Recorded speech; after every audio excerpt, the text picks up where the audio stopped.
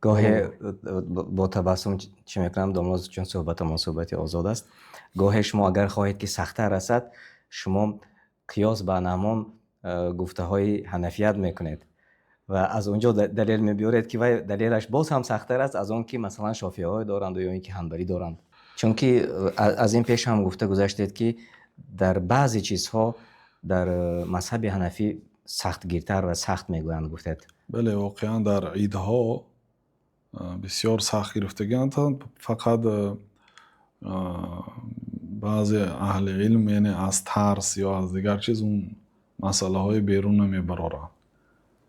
نمیگویم که نمیدانند، برای آنکه دانستنشان لازم است، چون که در کتاب ها درباره همه نمود عیدها خیلی حنفی ها به شدت سخن کردگی هستند.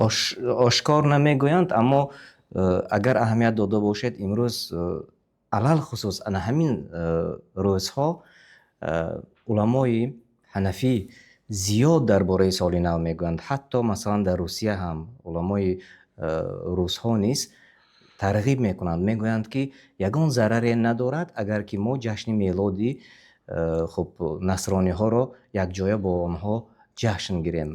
یعنی شما گفتید که آنها دارند معلومات اما آن را آشکار نمیکنند، یا اینکه شاید از جهل باشد، شاید ندانند. شاید دانند و برای بیان کردن میترسند. یک مثال عادی، مثال دنیوی و میشود گفت مثال عقلی هم، این دینی نیست، گپی شرعی نیست. حاضر اگر یک آدم در تاجیکستان روز 1 سپتامبر روز استقلالیت ازبکستان است، همین جشن گرفت، باید 10 نفر فریاد کرد.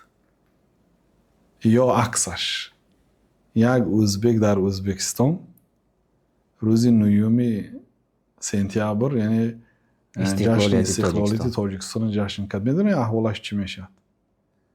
استاتیای 306 میزنن اگر 305 نزنن. خیانت به وطن ستیه میزنن، خیانت به وطن. جشن ازبک ها رو جشن گرفته. این مثال دنیویش. استاتیای الله تعالی در این مسئله باز هم با شدت‌تر دور نرویم، مثلا نگوییم که روز استقلالیت امریکا رو جشن گرفت. نه، همین اگر ازبکستان جشن گرفت 20 سال جاتون زندان است مثلا. از روی دنیویش اگر گیریم، این باید مردم درک کنن. مثال یک علم آوریش در آن است که مثلا بعضی تاجیک ها میگن که خیلی آنها ما را در روزهای عیدمو تبریک میکنن.